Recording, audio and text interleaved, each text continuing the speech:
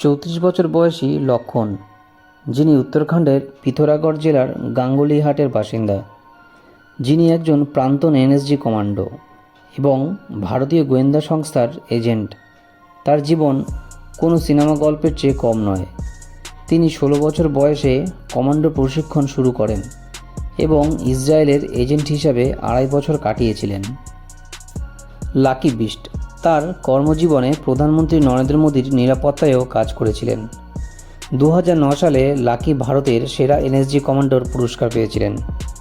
কিন্তু আপনি কি জানেন যে একটি ঘটনার পর লাকি বিস্টের জীবন সম্পূর্ণরূপে বদলে যায়? উত্তরাখণ্ডের একজন বিশিষ্ট গ্যাংস্টারকে হত্যার অভিযোগে তার বিরুদ্ধে অভিযোগ আনা হয়েছিল এবং 2011 সালে তাকে কারাগারে পাঠানো হয়েছিল। এরপরে তিনি এর এজেন্টদের মধ্যে জনপ্রিয়তা অর্জন করেছিলেন এবং সন্ত্রাসীরাও তার নাম শুনে ভয়ে কাঁপ।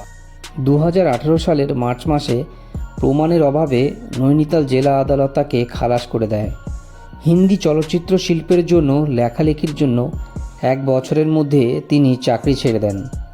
পরবর্তীতে তিনি বলিউডের ছবি লেখেন। এখনও পর্যন্ত তিনি 3টি ওয়েব সিরিজ এবং একটি ছবি লিখেছেন। সম্প্রতি তিনি রিয়েলিটি শো বিগ বসের উপস্থিত হওয়ার প্রস্তাব পেয়েছিলেন, কিন্তু তিনি তা প্রত্যাখ্যান করেছিলেন। লাকি বিস্টের গল্প প্রতিটি যুবকের জন্য একটি উদাহরণ। জাতির প্রতি তার নিষ্ঠা এবং দেশপ্রেম এতটাই গভীর ছিল যে তিনি 16 বছর বয়সে কমান্ডো প্রশিক্ষণ শুরু করেছিলেন। তার অতুলনীয় সাহস এবং ত্যাগ আমাদের সকলের জন্য গর্বের বিষয়।